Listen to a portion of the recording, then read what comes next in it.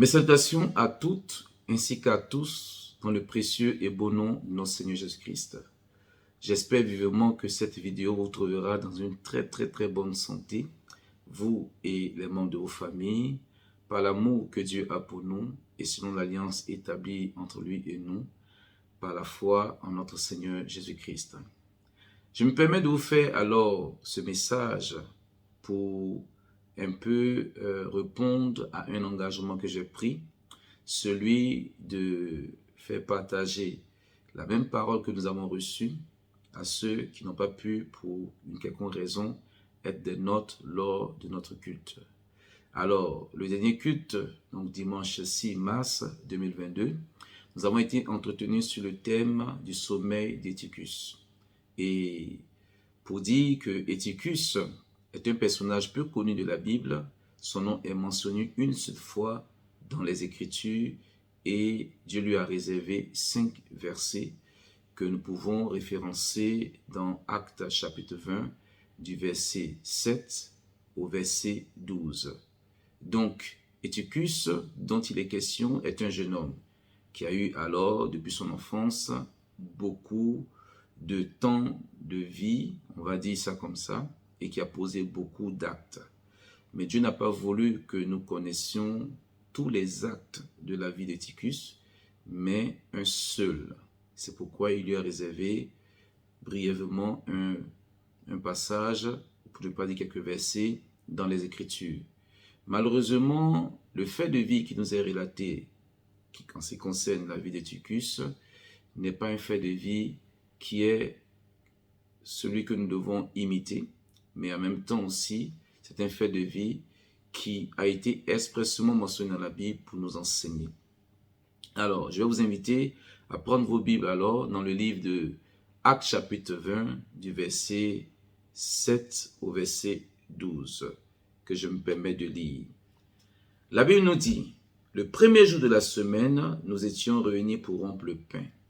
Nous savons que lorsqu'on parle du livre des Actes, c'est Luc qui est médecin, docteur, on va dire aussi, mais en même temps disciple de Christ, qui ne fait pas partie des 12 qui nous relatent les actes posés par les apôtres, l'histoire des apôtres après l'effusion du Saint-Esprit. Donc, en utilisant le terme « nous », il montre qu'il faisait partie de ces personnes en quelque sorte. Alors, comme je le disais, le premier jour de la semaine, nous étions réunis pour rompre le pain.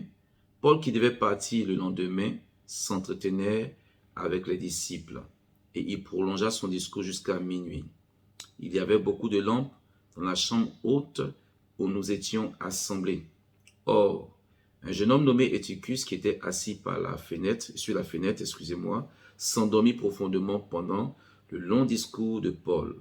Entraîné par le sommeil, il tomba du 3e étage en bas et il fut relevé mort.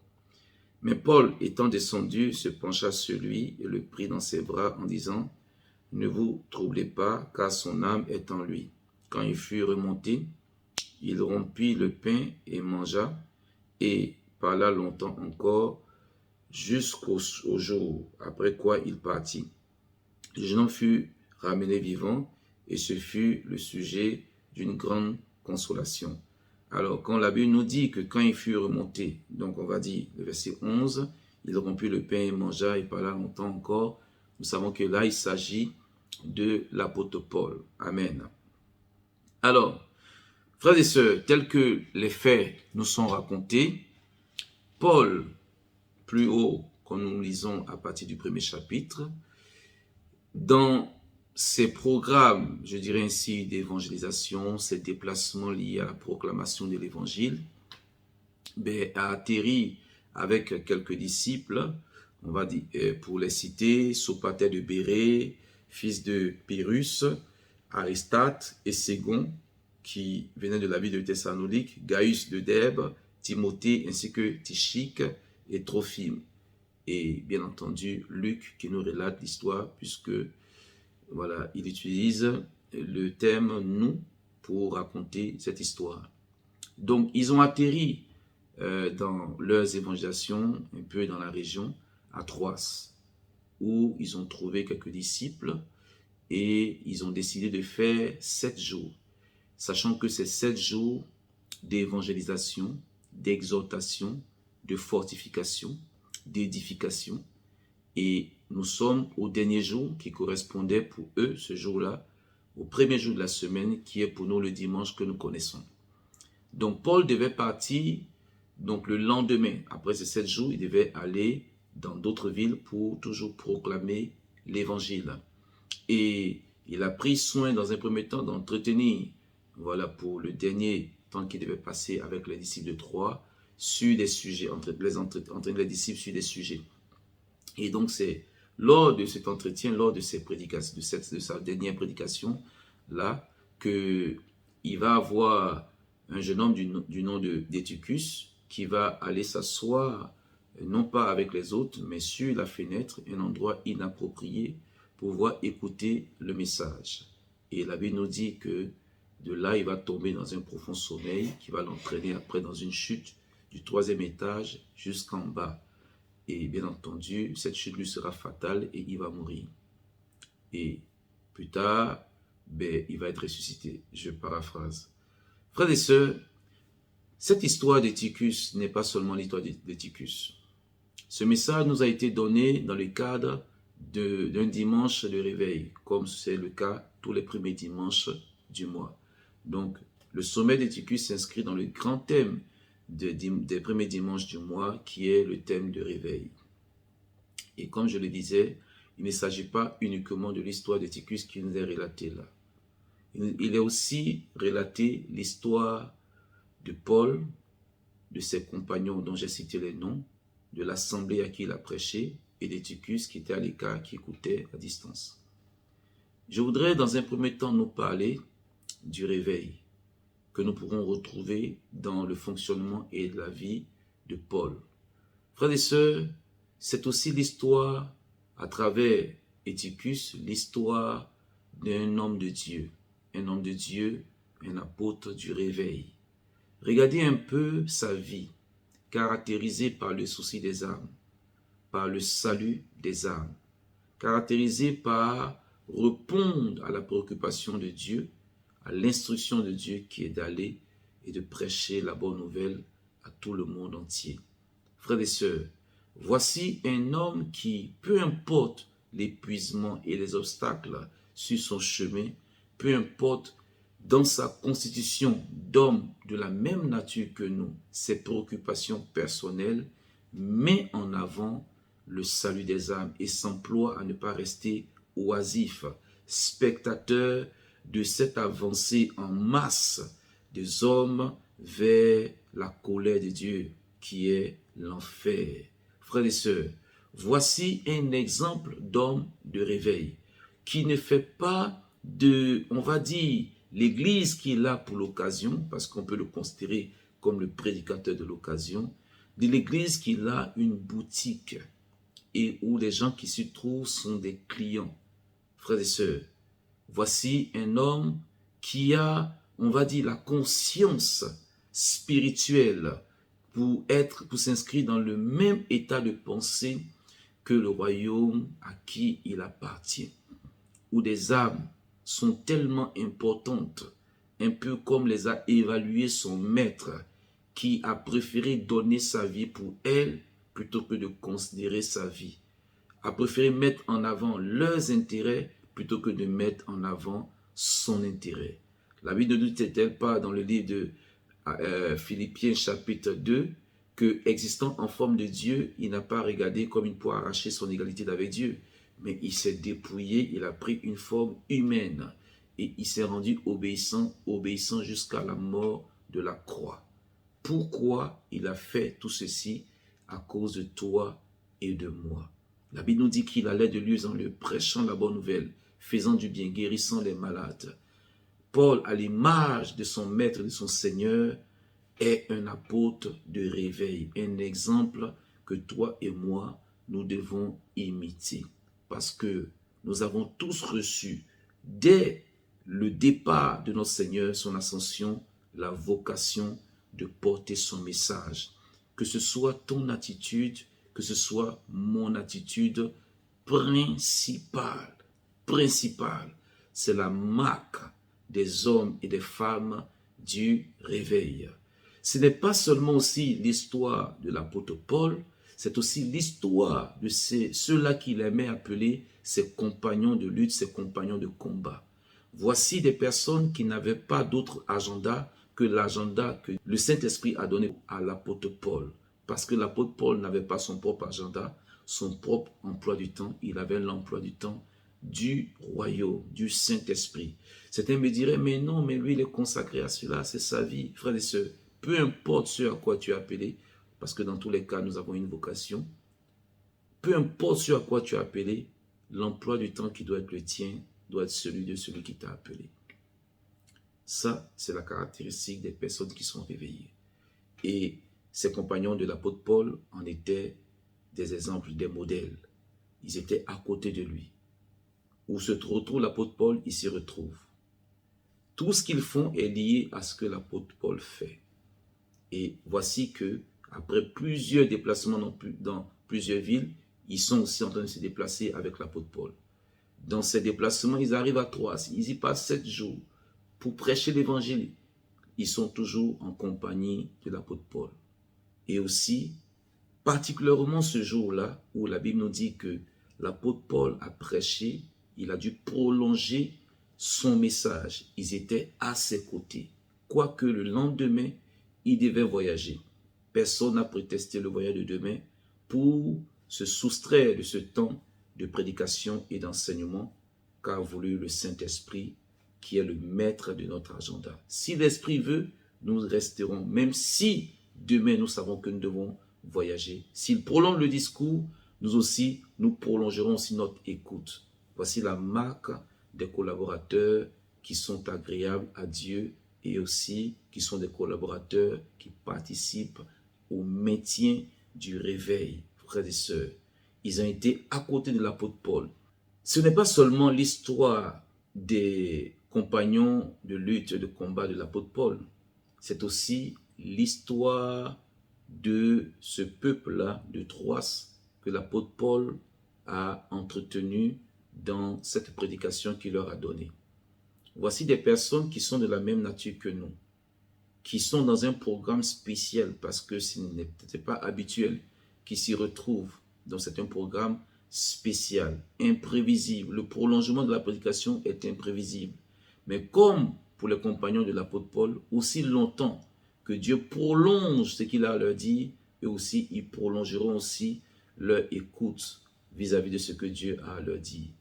Peu importe le programme personnel qu'ils avaient habituellement, aussi longtemps que Dieu veut que ce programme soit modifié, parce qu'il a besoin de leur entendement, ils sont là aussi pour l'écouter. Ça, c'est la marque de ce que je pourrais appeler une église réveillée. Une église à la disposition du Saint-Esprit, à la disposition de celui-là même par lequel elle existe et pour lequel elle existe.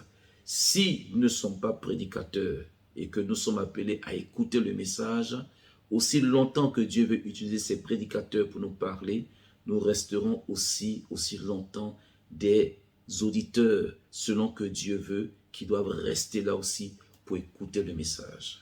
Frères et sœurs, je me demande si l'apôtre Paul avait une de nos assemblées de nos jours. Je pense que, peut-être à tort, que cette église n'existerait pas, parce que chacun a leur prétesté des choses qu'il a fait. Je dois aller ici, je dois faire ceci, demain je dois travailler. Eux aussi, ce n'était pas ils n'étaient pas en fer, ils n'étaient pas en bois, c'était des hommes qui avaient des besoins, qui avaient aussi des aspirations, qui avaient des émotions. Mais pas question que leurs aspirations, leurs émotions, leurs préoccupations prennent le pas. Si elles ne convergent pas avec la pensée de Dieu, pas question qu'elles prennent le pas sur la pensée de Dieu. Si elles ne vont pas ensemble avec ce que Dieu veut, pas question qu'elles puissent empiétrer sur ce que Dieu veut. Et ces personnes-là sont restées pour écouter le message. Leur écoute du message peut être pour toi ou pour moi le travail que Dieu nous appelle à faire. notre disposition dans l'Église. Ça peut être beaucoup de choses. Pour eux, il s'agissait d'écouter, mais peut-être pour toi, il s'agit d'autre chose que l'Esprit de Dieu veut que tu fasses. Mais regarde si ton emploi du temps et ton agenda ne compromettent pas la volonté de l'Esprit de Dieu dans ta vie et les intentions, les ambitions et les choses que l'Esprit de Dieu veut réaliser dans ta vie ou au travers de ta vie. Est-ce que tu es disponible? Est-ce que tu es disposé? Qui a défini l'agenda de ta vie? Tes préoccupations, tes besoins, tes réalités familiales? Qu'est-ce qui définit ton agenda? Qu'est-ce qui explique là où tu te trouves, ce que tu fais? Est-ce Dieu ou qui est-ce? Parce que si ce n'est pas Dieu, c'est certainement quelqu'un d'autre. Quand c'est Dieu, comme Dieu fait tout pour un but, on atteindra le but que Dieu veut atteindre. Et quand c'est l'autre, certainement qu'on se dispose, si on laisse faire, pour que le but de l'autre aussi soit atteint. Frères et sœurs, peu importe ce que nous pouvons donner comme argument pour justifier notre indisponibilité vis-à-vis de l'Esprit de Dieu et de ce qu'il veut faire en nous et au travers de nous, cela ne tient pas la route.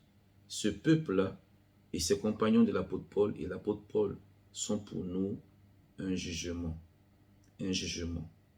Et nous sommes appelés à nous mirer sur leur vie et à voir un peu où est-ce que nous en sommes dans nos rapports avec le Saint-Esprit. Alors, à côté de ces trois modèles, nous avons Eutychus. La Bible nous dit que Eutychus s'est mis à l'écart et il allait s'asseoir à la fenêtre. Dans la pièce, il y avait beaucoup de lumière. Lui, il allait s'asseoir à la fenêtre. Et donc, vu sa chute, la fenêtre devrait être entrouverte.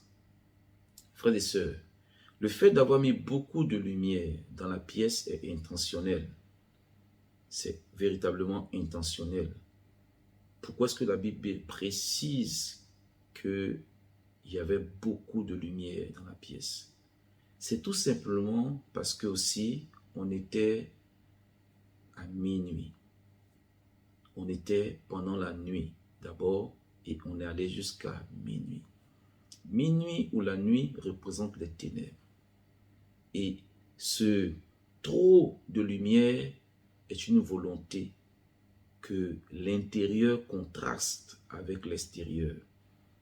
Si il fait très noir dehors, nous on veillera à ce qu'il fasse très jour à l'intérieur.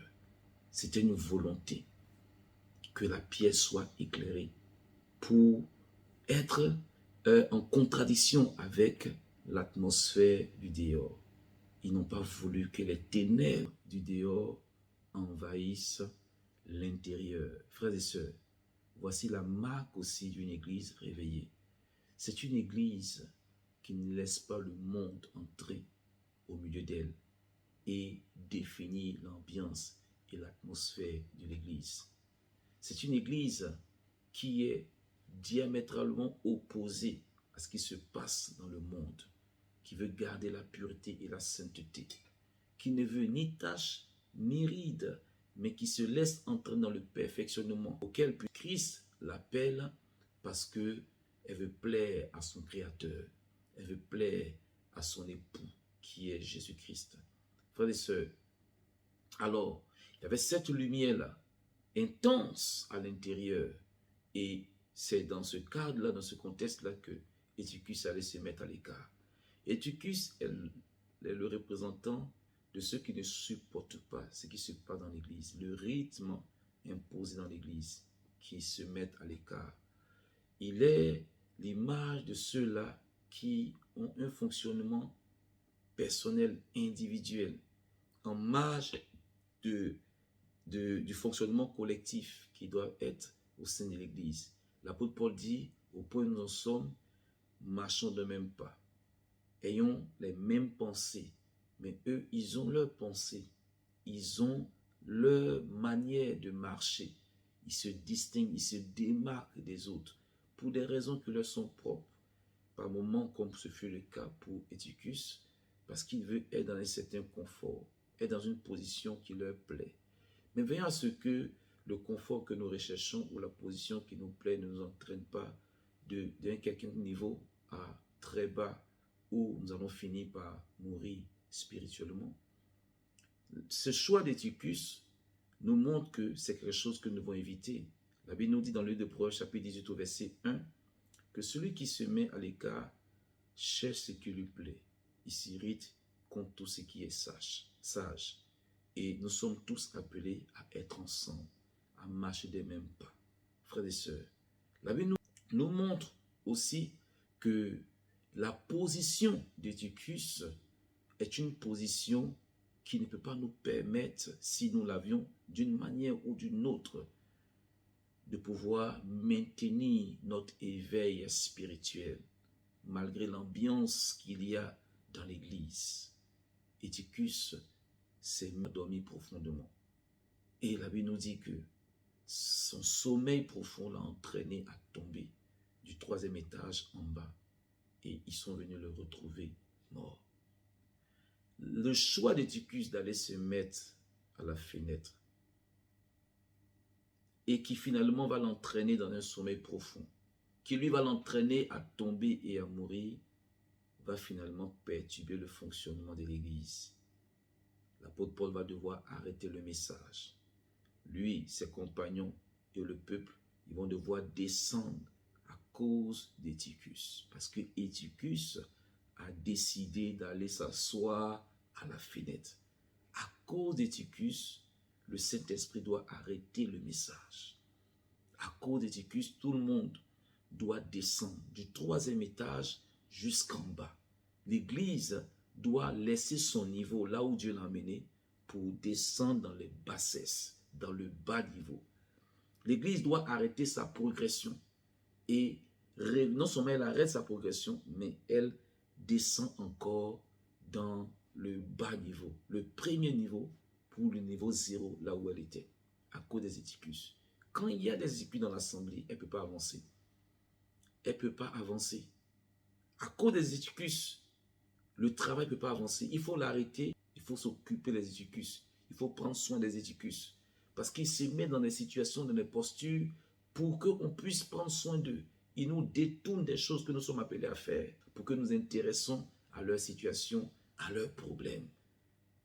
Ils nous mettent dans la responsabilité de nous occuper des conséquences de leur choix. Parce que les Éticus, si tu ne les relèves pas, quand ils tombent du 3e étage, en bas, on va dire qu'il n'y a pas l'amour dans l'église.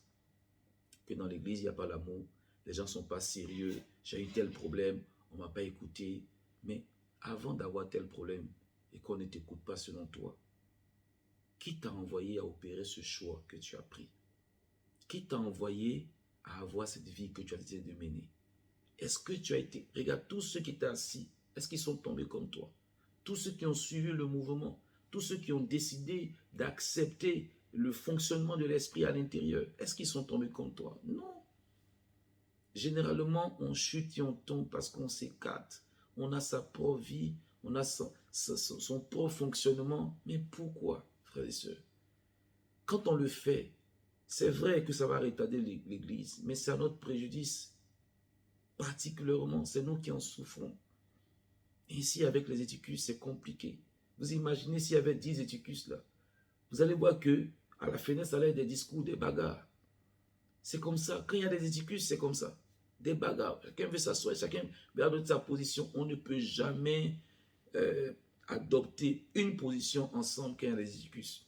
Il faut toujours tenir compte de leurs positions individuelles personnelles qui se contredisent et qui créent des querelles dans l'église. Si tu veux débattre, si tu veux les amener à la raison, c'est compliqué.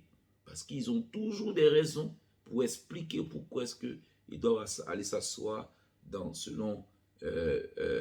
pour eux, selon que ça les concerne, leur fenêtre.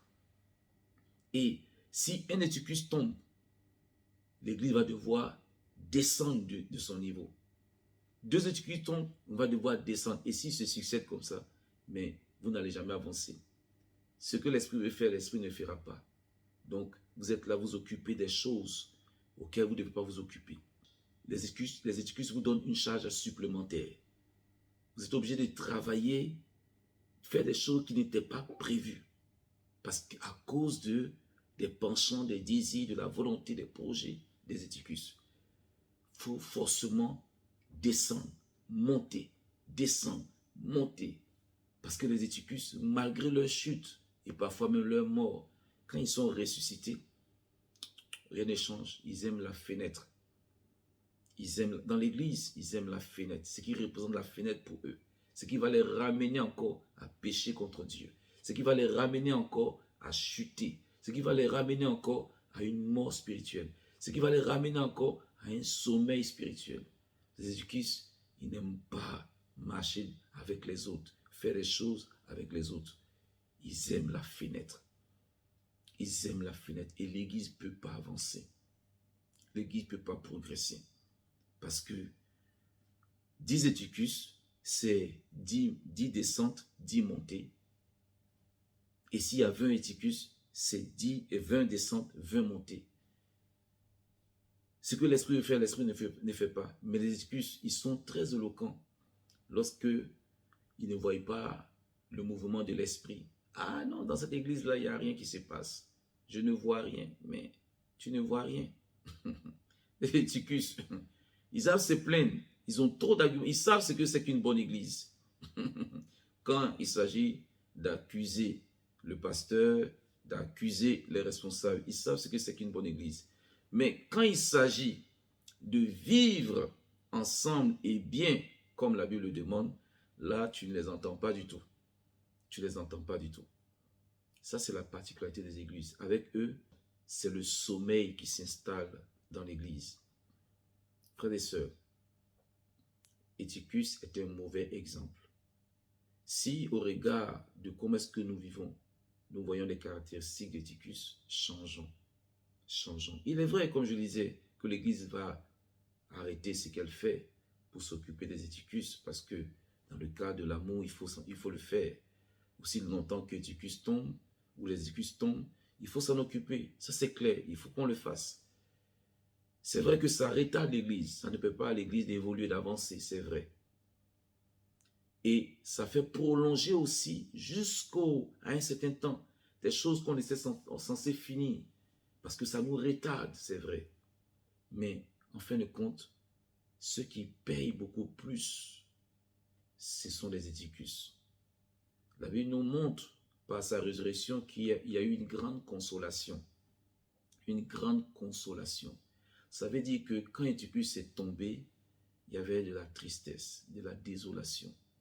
Les Eutychus, ils définissent par leur vie les émotions que tu dois avoir. Parce que tu ne peux pas être en paix.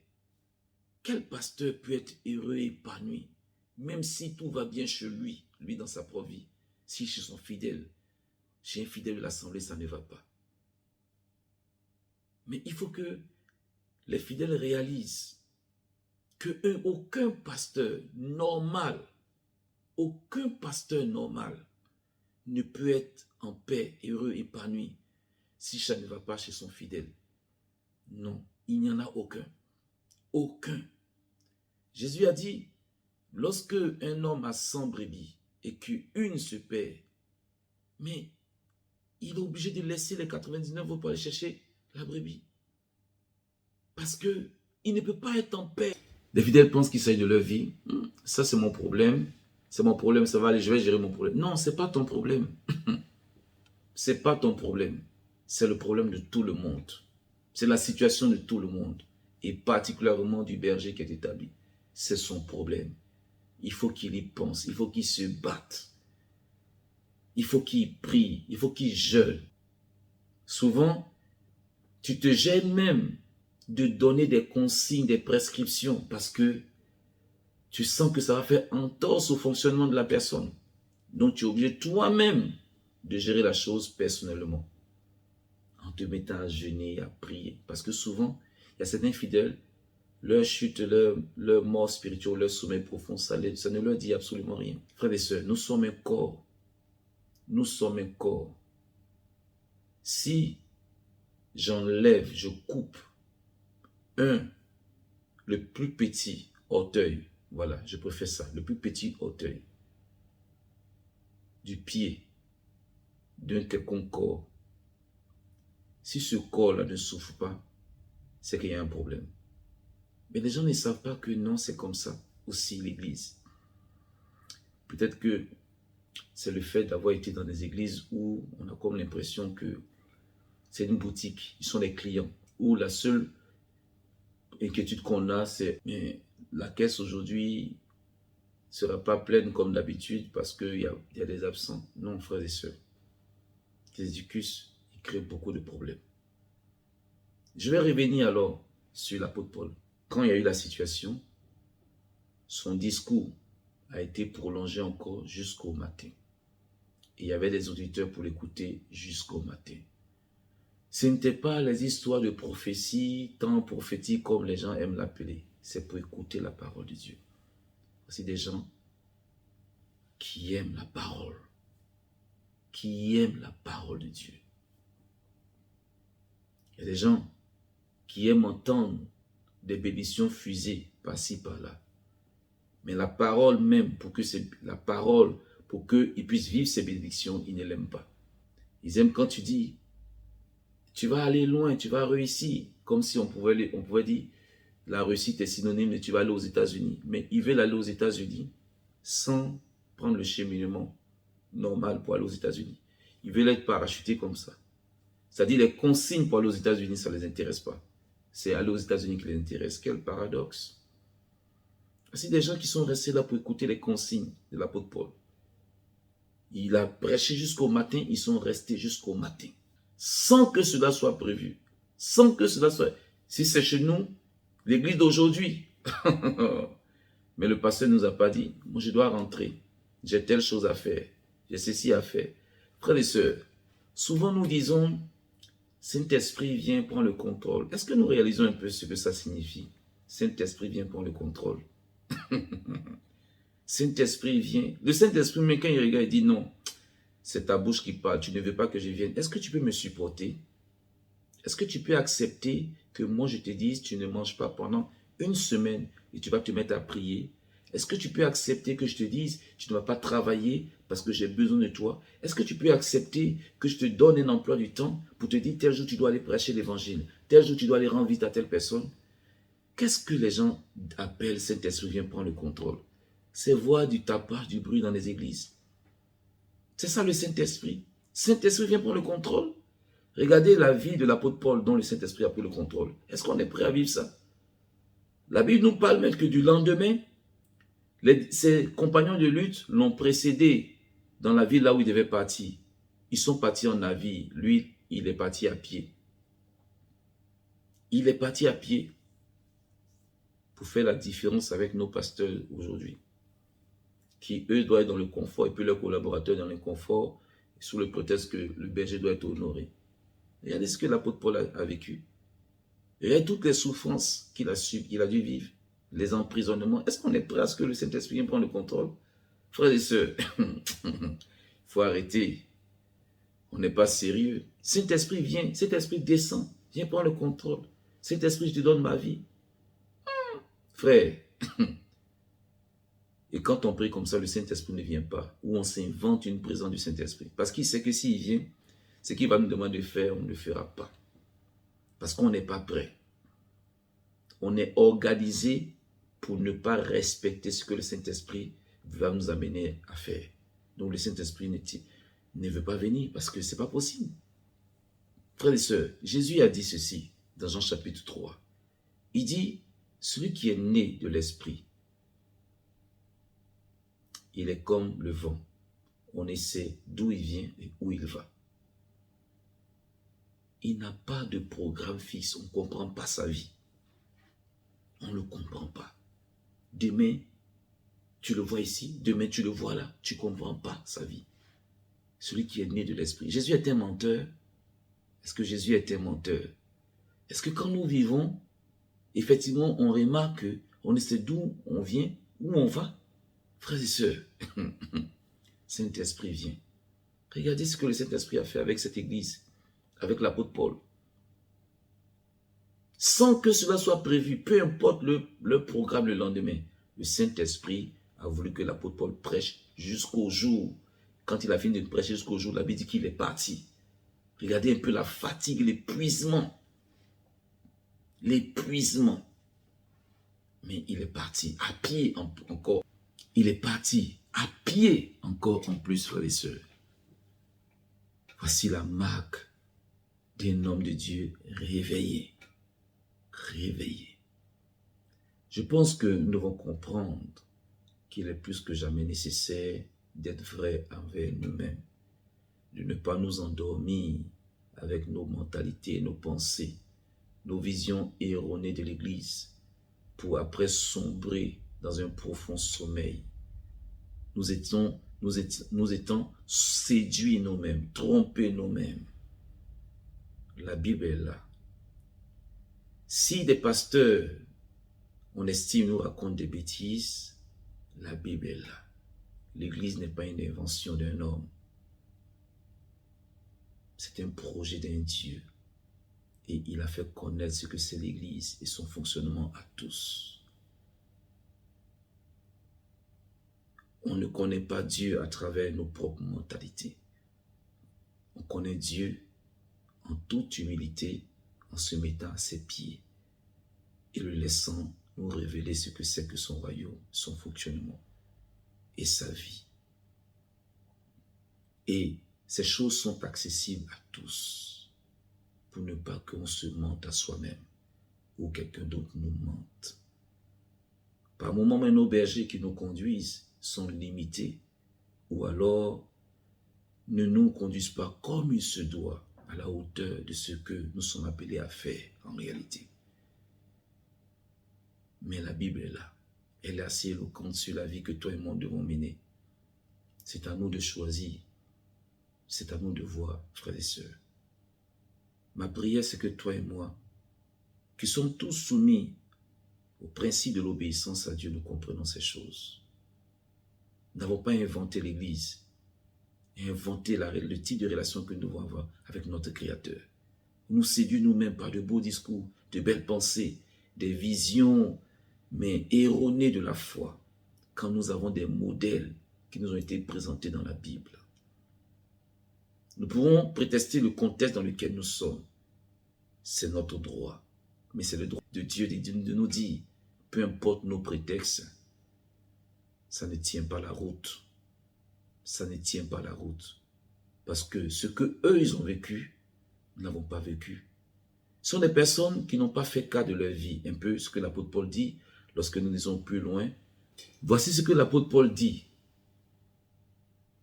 Et que chacun d'entre nous doit se dire aussi. Lorsque nous lisons Actes au chapitre 20, toujours que nous venons de lire, mais du verset 7 au verset 12, mais cette fois-ci nous allons lire à partir du verset 23 jusqu'au verset 24, il dit, l'apôtre Paul, « Seulement de ville en ville, le Saint-Esprit m'avertit des liens et des tribulations, que des liens et des tribulations m'attendent. Mais je n'ai fait pour moi aucun cas de ma vie comme si elle m'était précieuse, pourvu que j'accomplisse ma course avec joie et le ministère que j'ai reçu du Seigneur d'annoncer la bonne nouvelle de la grâce de Dieu. » Je vais m'arrêter là. Que Dieu nous bénisse au nom de Jésus. Merci.